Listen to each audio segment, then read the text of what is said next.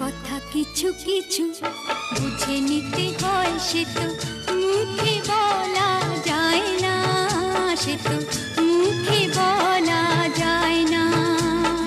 কথা কিছু কিছু বুঝে নিতে হয়, সে তো মুখে বলা যায় না, সে তো মুখে বলা যায় না। চোখের কথাই মনের কথা, চোখে মনের আয়না।